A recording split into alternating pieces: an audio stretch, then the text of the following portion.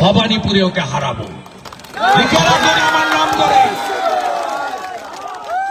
আমি মমতা ব্যানার্জি আর তার ভাইপোকে বলেছিলাম, যতবার পূর্ব মেদিনীপুরে আসবে তত ভোট বাড়বে, আমার ভোট বাড়বে, কারণ পূর্ব মেদিনীপুরের মানুষ আমাকে তাদের আত্মীয় মনে করে আর আপনাকে ধান্দাবাজ মনে করে। এসেছিলেন দীঘাতে, ভাবছিলেন ক্রেডিট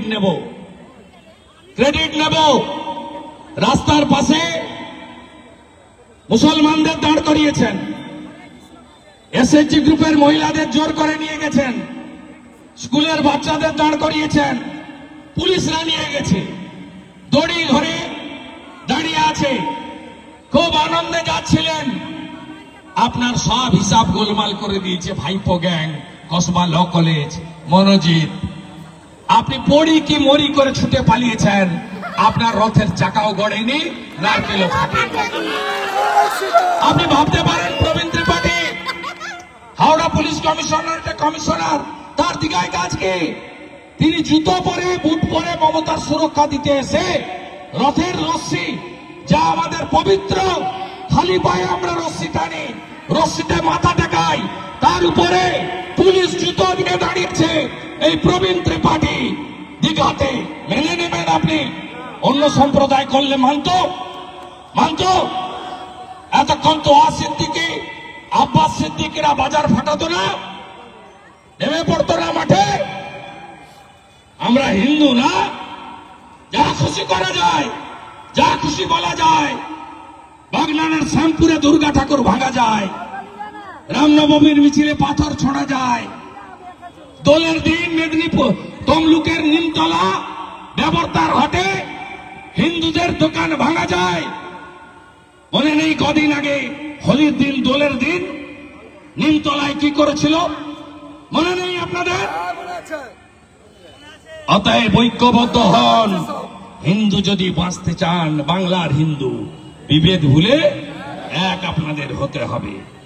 তাই কোলাঘাটে যাব, দড়ি ধরে মারো টান, রানী হবে দড়ি ধরে মারো টান, দড়ি ধরে মারো টান, দড়ি ধরে মারো টান, দড়ি ধরে মারো টান।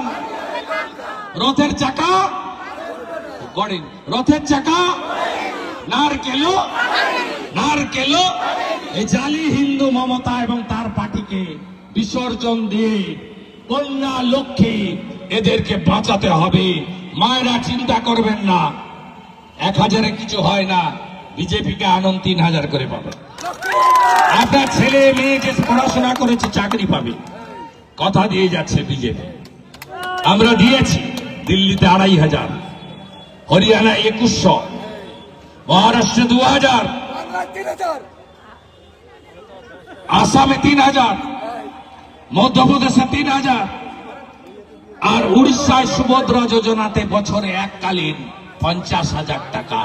ভারতীয় জনতা পার্টি কাজ করতে জানে। আনন্দ বিজেপিকে, এই পাকিস্তান প্রেমীদেরকে উচ্ছেদ আমাদের করতে হবে। হিন্দুস্তান জিন্দাবাদ, পাকিস্তান মুর্দাবাদ। Pakistan, Hindustan, Indian army, Narendra Modi, operation Sindoor, operation Sindoor. Bharat Mata की, भारत माता की, भारत माता की, भारत माता की, भारत माता की। वंदे वंदे वंदे वंदे।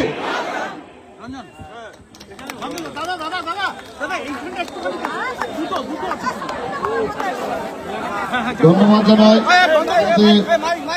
বিরোধী দলনেতা শুভেন্দু অধিকারী মহাশয়কে।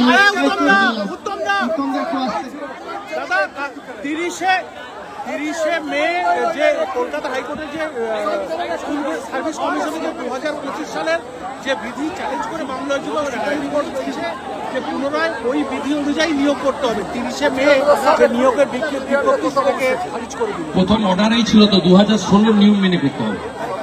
2016 নিয়ম মেনে। মমতা ব্যানার্জি কি ভাবছেন?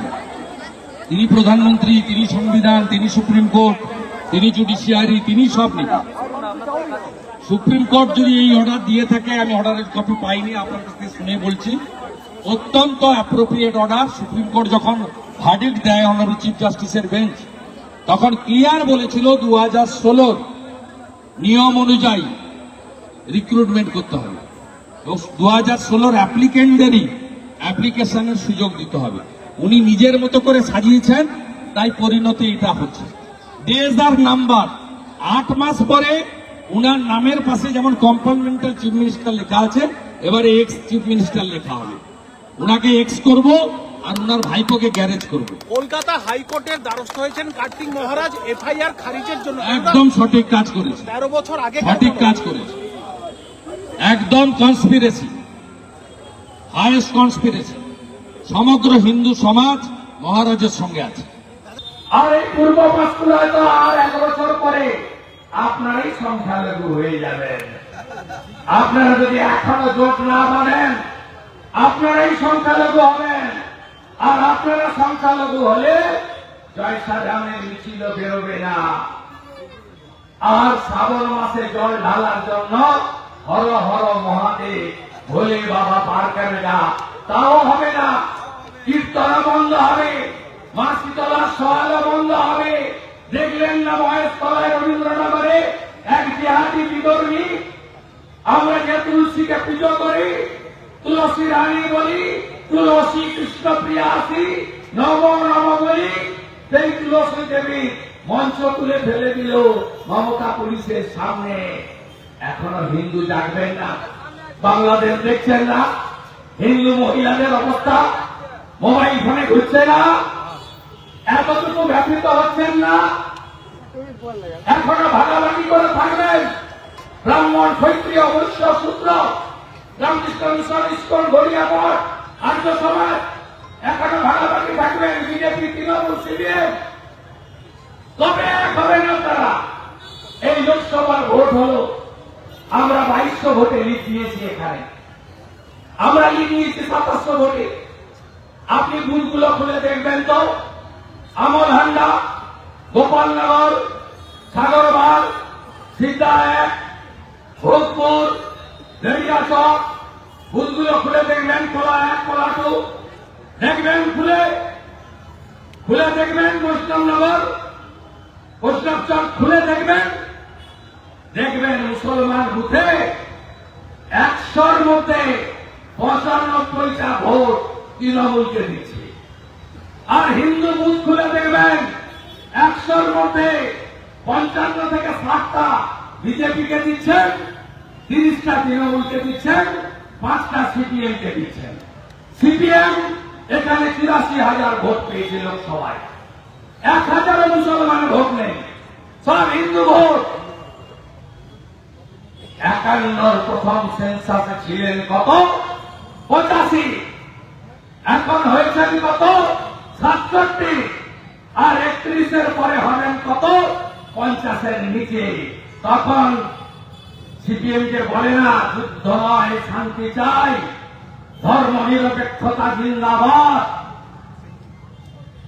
ওরা একই বিরুদ্ধে 2টি কুসুম বলে না সিপিএম। সেকুলারের জীবনের কথা বলে, যেদিন হিন্দু 50-এর নিচে আসবে সেদিন সেকুলারিজম, ধর্ম নিরপেক্ষতা থাকবে না। সেদিন মমতার ভাষণ, উৎসব, ধর্ম যার যার, উৎসব সবার, এগুলো হবে না বন্ধু।